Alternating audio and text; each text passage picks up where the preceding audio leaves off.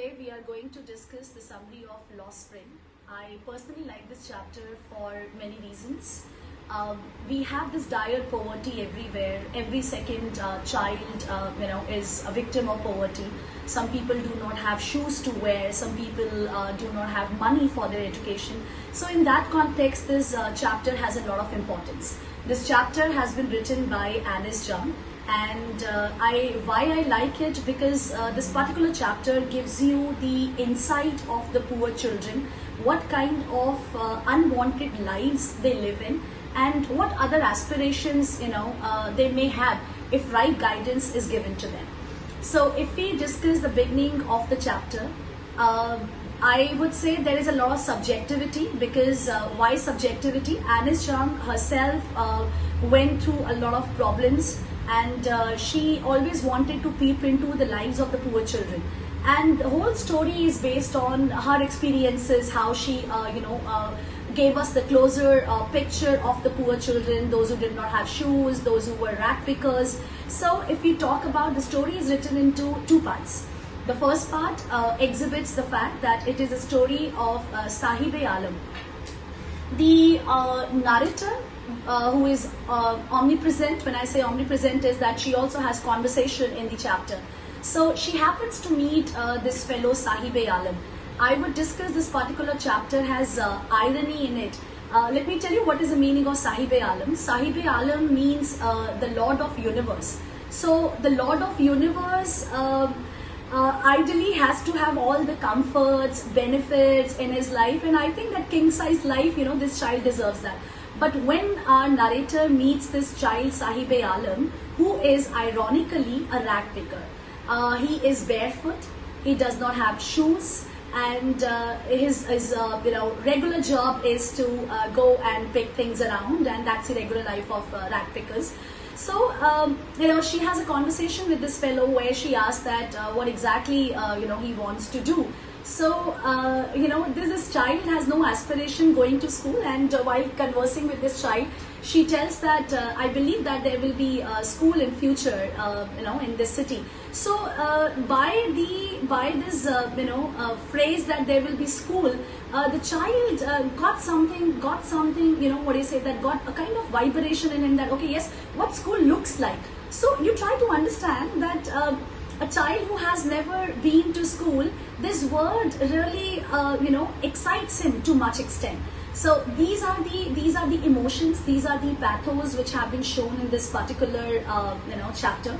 So anyways, after some days, this child comes and, confirms that if the school is ready. So for readers, it could be a sense of laughter, but let me tell you this, mentioning this, that there will be a school, and when the school will be ready, such lines talk about that these children really want to go to school, but they are, a victim of this cruel society. Now, parents are partner in crime. This is the other theme we come to know in this particular chapter. Why? Because rag picking for the adults, there is a proper phrase that where rag picking for the adults is the surviving factor. It is a survival for them because they don't know anything, anything else in their life, and generations by generations, every second person is into this profession of rag picking. And let me tell you, this rag picking over the period, ironically, this particular rag picking is a fine art. So you have to be very good at doing it, So mentioning such lines by Anis Jung really tells that they have no regret, of being in such a state. And poverty is in the person's mind more rather in person's life. So there is a phrase, I really like this particular phrase, a web of poverty. So when you say a web of poverty, means it's a kind of web, this never-ending poverty that. So if one generation tries to help the other generation to come out of this, prolonged and this rigid, profession of rag picking, the situation might be changed, but this is really not the case. And rather, parents, they are partner in crime because they really, they want their children to be a part of it. So let me repeat the phrase that rag picking for the parents is a survival, and for kids it is an excitement. So every morning they go for rack picking, and they find one or the other new thing, and they sew. Maybe sometime they get a coin, and sometime they get any new thing. So this excites them. Ironically, by the time they come of their age, they don't know that their excitement became their destiny. So this was the first part. And let me tell you, this Lord of Universe, this particular phrase has an irony, because he was not a Lord of Universe, rather he was this Lord of Poverty, I would say that. And now, never ending poverty. Poverty begets poverty. So we know that when people are poor, their mindset is poor. So the crux of this particular, I would say that part 1 says that when Sahib-e-Alam is wearing discarded shoes, when Sahib-e-Alam, see, let me tell you that I still remember there was a scene that where Anis Jung really wanted Sahib-e-Alam to wear shoes. So the shoes were given to them, given to him, sorry. But the next day, she found Sahib-e-Alam in barefoot condition. And by this phrase, Anis Jung, as a narrator and as a speaker, got to know that the poverty is in their mind. They don't want to uplift their standard. That's the basic idea of part 1. Whereas in part 2, we come across the story of Firozabad and a story of Mukesh. Let me tell you this: Firozabad, which is in the outskirts of Delhi. Bangle making is one of the promising industries there. Every second family is in this profession of bangle making. The bangles which come to markets, to sophisticated markets, we wear them, we pay a lot of money for it, and we feel happy that, and it is a sign of suhag as well. So there is a Hindi word which is mentioned in this chapter. And without even knowing the fact that, how these bangles are prepared. So let me take you to the story of Firozabad. So Firozabad, Anis Jung comes across this fellow Mukesh, and through this fellow she comes to know the plight of this place, Firozabad. There were refugees lived there. You may call them nomadics as well.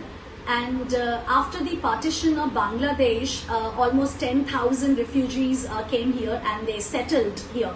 So they made their tribe, and gradually, they made their colony. I think that it is what I say, that all the colonies, they are back-to-back homes. So it is what I say, one dirty slum. So we come to know that these people, they are refugees, and for them the surviving factor is bangle making. You won't even imagine the fact that children of 9 to 11 years of age are engaged into this profession of bangle making. Now the question arises, what could be the hazardous of being in such a profession? Let me tell you, bangle making requires fencing. Bangle making is done into darkness, and you rarely have some connection of sunlight. For hours and hours, these children work in darkness. So the repercussions, the consequences could be, when they work in darkness for morning to evening rather, by the time they come of their age, they lose their eyesight. So when they come in the contact of sun, they cannot bear up the blaze of the scorching sun. So these are certain plights. And the other thing is that can you imagine that the mentally impotence of such people? When I say mentally impotence, means that they don't want to grow. They are so happy with this whole bangle making business. Now, Mukesh is the hope. Why? Because there is a scene that where Mukesh takes Anis Jung to his home, and where he makes her meet to his entire family.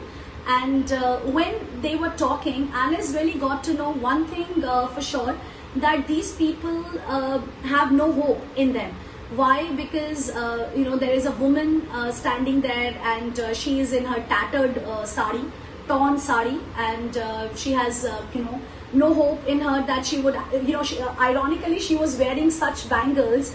Bangles are the embodiment of Suhag, but you know what, these bangle, and rather this bangle making business, made her father-in-law blind, made her husband blind. So whether it was the embodiment of Suhag, or this was disaster, that's something up to readers that they need to understand that. But certainly the narrator feels so happy when she hears a line from Mukesh, where he says that he doesn't want to get into this business of bangle making, so he wants to be a driver. So that's something more a mechanic, or he wants to be a driver. So she feels happy that at least in this that foggy future, that where no one wants to grow, Mukesh is a hope, and people like him will always try to kill this poverty, and they will enter into the world of education.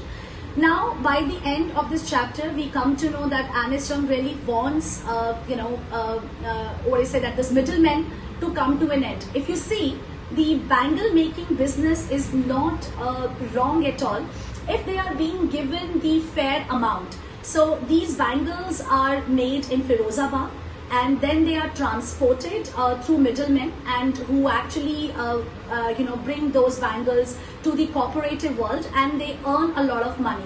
So a man who is doing hard work, and those who are doing hard work for bangle making, they are untouched of the real benefit.